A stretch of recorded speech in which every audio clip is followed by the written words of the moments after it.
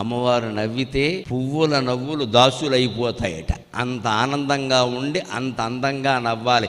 ఏ ఇంట్లో ఇల్లాలు నవ్వుతూ ఉంటుందో ఆ ఇంట్లో లక్ష్మీదేవి నాట్యం చేస్తుందమ్మా. లక్ష్మీదేవి నాట్యం అలా నవ్వాలి కదా అని మగాళ్ళందరూ ఓ పట్టకారు పట్టుకు నవ్వమని చెప్పానా తోలు తీస్తా నవ్వకపోతే అనకూడదు. వాళ్ళు నవ్వే విధంగా వీడు ప్రేమించాలి. అది సమస్య.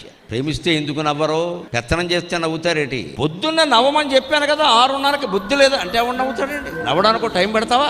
ఆవిడ ఎప్పుడు నవ్వుతూ ఉండేలా చూడరాదా? స్త్రీలు అల్ప సంతోషాలమ్మ. ₹1 ఇవ్వడం ముఖ్యం కాదండి. వాళ్ళు ముందు కట్టుకున్న చీరను మెచ్చుకోవడం చాలా ముఖ్యం. అది చేసి చూడండి. అనుభవమే చెబుతున్నా.